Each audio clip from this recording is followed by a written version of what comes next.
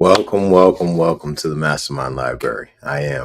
They call me Ferdinand, the bringer of balance, leader of many disciplines, and your host of the MasterMind Library, the home of the MasterMind Book Club. I hope everybody's doing well. Blessings, peace. We are getting close to the end of ImHotep, the Vizier and physician of King Zoser. And today we're in chapter 5 on episode 72. Where we're going to be focusing on ancient Egyptian medicine. Powerful stuff. All right, so let's go ahead and get started. Let's dive right in. Let's go to our table of contents. And we are on page 74. All right, let's make it a little bit bigger. Everybody can see it. All right. Make this a little bit larger. All right, we're good to go now. Ancient Egyptian medicine. A short excursus may be permitted in order to indicate the extraordinary development of the healing art that had been reached by the time of Imhotep. The full story is a fascinating one, but it cannot be told here. With scarcely a trace of infancy, the Ars Medica suddenly emerges, exhibiting an unparalleled stage of evolution in Egypt when compared with any other country. In the words of Foucault, the Egyptian science of healing constituted from the very beginning a system several thousand years in advance of the rest of human society. At the same time, medicine was closely interwoven with magic, each of these elements acting and reacting on the other. The briefest survey of what had been achieved in the Pyramid Age must suffice. It will be convenient in the first place to summarize the progress made in the Ars Medendi, and then to deal with the elements of magic and occultism which were closely interwoven with it. Fortunately, a considerable number of medical documents have survived, written in the hieratic script on rolls of papyrus. The most important of these is the Ebers Papyrus, which was actually written in the early 18th dynasty, ca. 1550 BC, but which was evidently compiled from one or more other books many centuries earlier. Indeed, the document itself states that some portions date from the first dynasty and therefore were in part at least in existence during Imhotep's lifetime.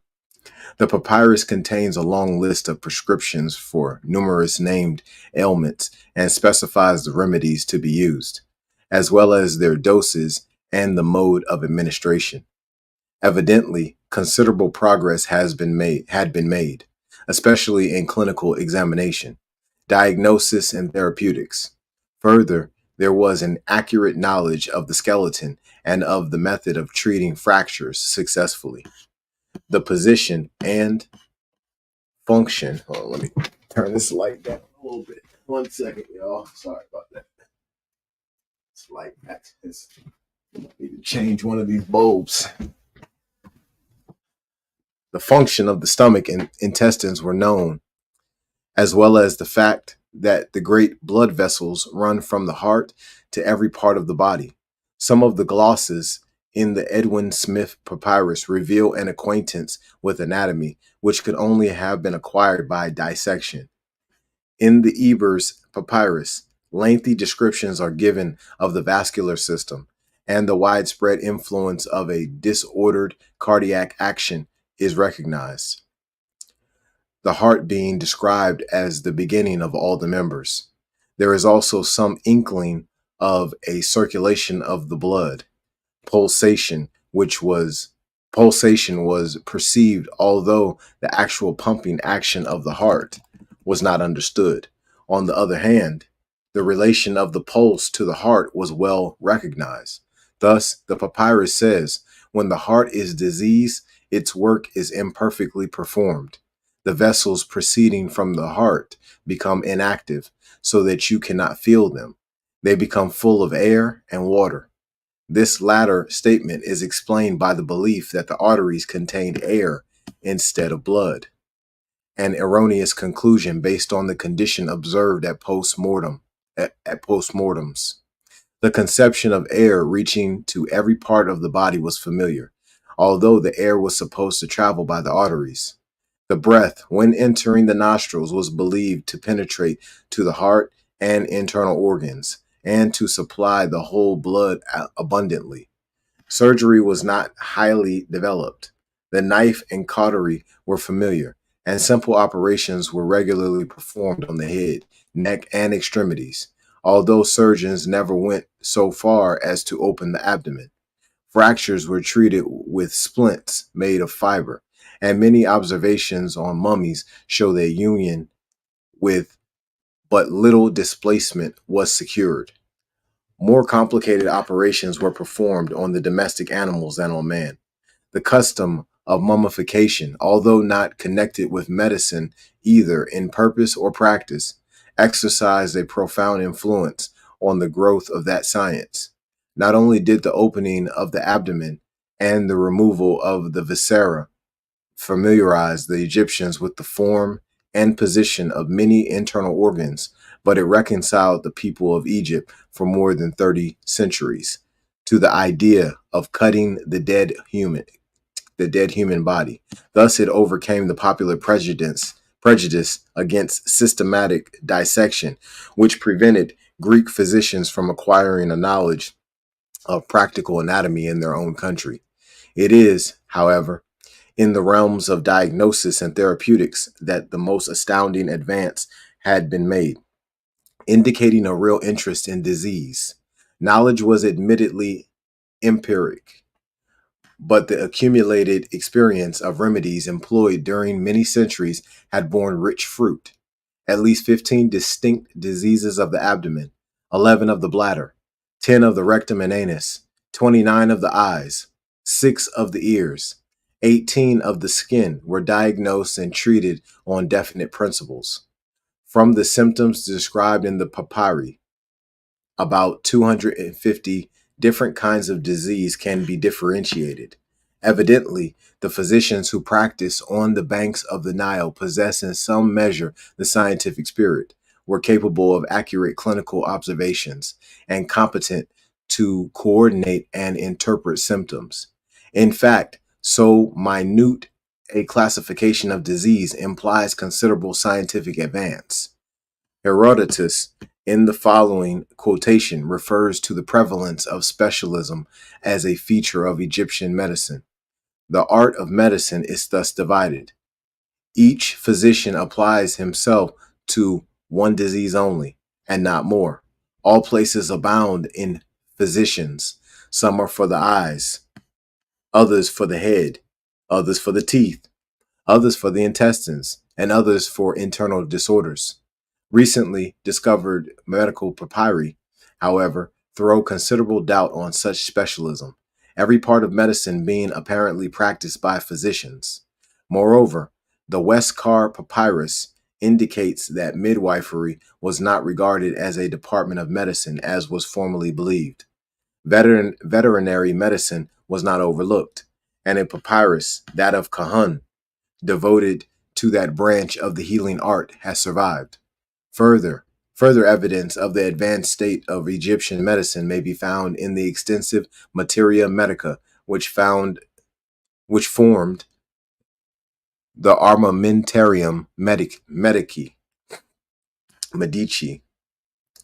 The Edwin Smith papyrus also reveals to us that there were in early Egypt medical practitioners who carried out dissection of the human body, organized their observations, and based conclusions on facts they had observed. Evidently, they acted on the principle nec sillet mors. A large number of the drugs used several millennia ago still figure in modern pharmacopoeias. The flora of Egypt was rich in medicinal herbs, as Homer points out. Evidently, their therapeutic properties were carefully studied and utilized. Amongst vegetable products, frequently mentioned are castor oil, opium, aloes, coriander, caraway, gentian, turpentine, myrrh, juniper, fennel, henbane, linseed, and peppermint. But recent research throws much doubt, at least in some cases, on their correct identification. On the other hand, iron, soda, lime, salts of lead, sulfate of copper, magnesia were certainly amongst the mineral products in use. Other drugs were derived from the animal body, such as gall and blood from the ox, lion, and hippopotamus, as well as fats from these and other animals. Even coprotherapy was common. It is interesting to observe that the use of the secretions and parts of the animal body as remedies, now a worldwide practice, was first introduced by Egyptian physicians. It is pleasant to think that even in those far off days, opium was used to relieve poor, suffering humanity. And Pliny states that among the herbs given to Helen of Troy was nepenthes, which caused oblivion of sorrow. Even the forms in which remedies were administered showed some clinical insight into pathological processes. Gargles, salves, lozenges, inhalations, snuffs, suppositories, pills, capsules, enemata, fumigations, poultices, and plasters were all employed. Ingredients were added for the purpose of disguising nauseous drugs. The large number of remedies and prescriptions mentioned in the Ebers Papyrus prove conclusively that therapeutics were carefully studied. The same papyrus shows that remedies were classified into special groups, amongst which were sedatives, narcotics, hypnotics, antispasmodics, mydriotics, myotics, expectorants, tonics, emetics, carminatives, purgatives, astringents, cholagogues, anthelmintics, diuretics, diaphoretics, emmenagogues, oxyticics, galactagogues, hemostatics, emollients, disinfectants, antidotes, and so forth. In brief, while scientific medicine was still in its infancy, empiric therapeutics were highly advanced. No sketch of the Egyptian knowledge of medicine, however, is complete without reference to the prevailing faith in magic. Magic was the mother of medicine and never ceased to influence its offspring. In fact, any eulogy of Egyptian therapeutics is heavily discounted when the ever present accompaniment of magical formulas, amulets, and incantations is taken into consideration. Disease was generally attributed not to a disturbance of normal functions, but to a malign spirit or god who had entered the body and attacked it furiously. Unless this evil spirit could be expelled before irreparable damage had been done, recovery was hopeless. The evil spirits or demons insinuated themselves into the individual by the nostrils, mouth, or ears, and once inside, devoured his vital substance. The character and termination of the resulting disease depended on the progress made in the destructive activity of the invading spirit. Its virulence depending also on times and seasons of the year, on lucky and unlucky days, and similar contingencies. The physician priest who treats the sick person must first of all discover the nature and, if possible, the name of the evil spirit in possession, and then seek to expel it by every means in his power. He must be expert in magic, knowing suitable incantations, and skillful in making amulets adapted to the occasion. As opportunity presents, he must resort to invocations and impressive ritual. Material remedies must also be tried, and recourse had to the rich pharmacopoeia which the experience of centuries had accumulated. The best practitioners were in some measure rationalistic, and carefully diagnosed between those cases for which magic and exorcisms were most suited, those for which incubation in the temple promised the best results, and those which called for incantations accompanied by drugs. The following is a specific is a the following is a specimen of an incantation which had to be recited during the preparation of a medicine in order to endow it with the right power. That Isis might make free. That Isis might make Horus free from all evil that his brother Set had done to him when he slew his father Osiris. O Isis, great enchantress, free me. Release me from all evil, red things, from the fever of the god and the fever of the goddess, from death, and death from pain, and the pain which comes over me, as thou hast freed, as thou hast released thy son Horus, whilst I enter into the fire and go forth from the water, etc. Or and see. A different formula was recited as the invalid swallowed his dose. Welcome, remedy, welcome, which destroyeth the trouble in this my heart and in these my limbs. The magic of Horus is victorious in the remedy. Another common magical practice was to write down an incantation on papyrus, to wash it off into the medicine, and then to administer the latter to the patient, as is still commonly done in Eastern countries, instead of such a simple phrase as prescription for curing a disease. The expression prescription for expelling or terrifying such a disease would be adopted, with the evident implication of demonical demonical possession. This view of the nature of disease naturally had a fundamental and blighting influence on therapeutics. Disease caused by the pernicious influence of an indwelling spirit must be combated by magic, incantations, and spells, although remedies might also relieve symptoms and abolish pain.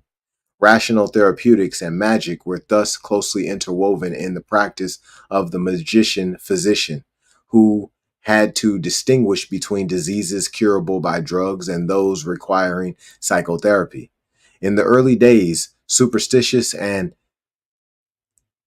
sacerdotal measures probably predominated, while as time passed on, exact observation and therapeutics more and more gained the upper hand, sorcery yielding to science. The choice between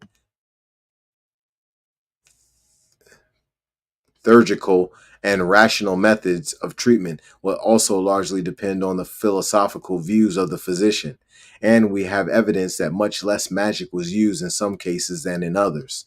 Probably magic ceremonies were resorted to as a last resort when the skill of the physician was baffled.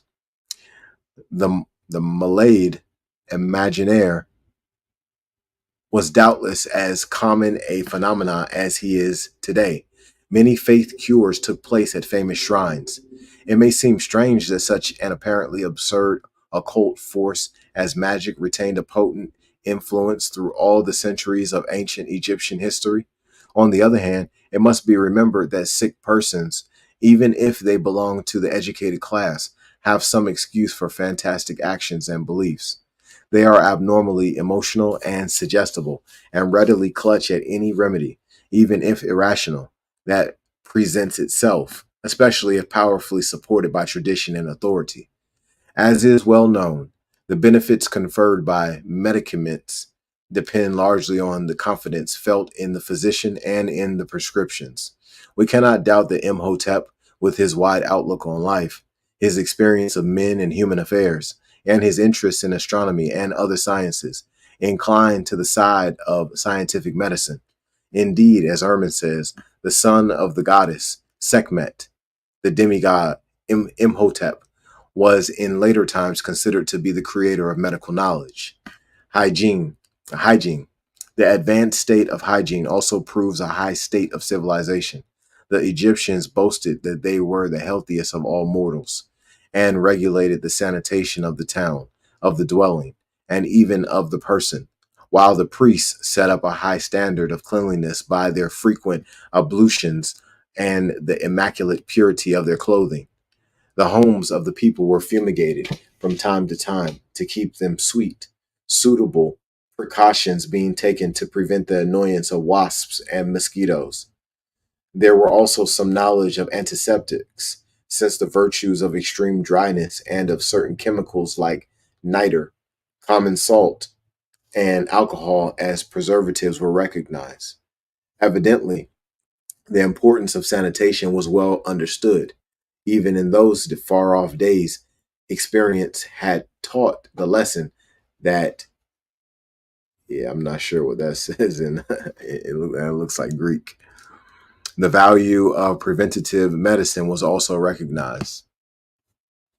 The Egyptians probably knew that the majority of diseases proceed from indigestion and excess of eating, and thus evils they avoided or combated by frequent days of abstinence, by emetics, gentle aperients, and other means of relieving the system. The superiority of prophylaxis as compared with therapeutics was evidently appreciated. The whole manner of life, says Diodorus, was so evenly ordered that it would appear as though it had been arranged according to the rules of health by a learned physician, rather than by a lawgiver. These few facts will suffice to indicate in outline the extraordinary interest that was taken in remedies in ancient Egypt, and the progress that had been made. But it cannot be claimed that Egyptian medicine ever developed into a scientific system.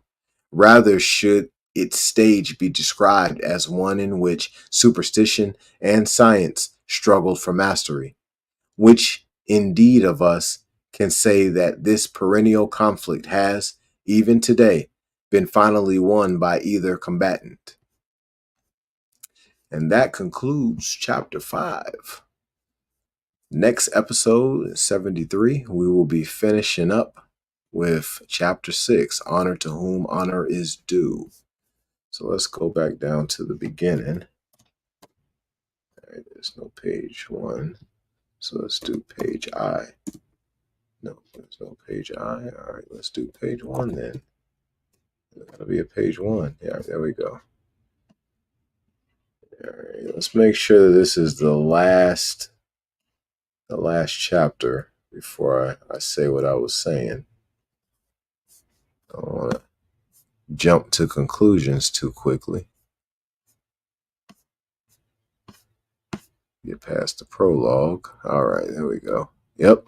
All right, so we are concluding ImHotep, the Vizier and physician of King Zoser, on episode 73. Thank you all very much for tuning in and listening and learning. We definitely need to do that together as much as possible. But I got to take my son to football practice. So y'all be blessed. And as you already know, expose your gift.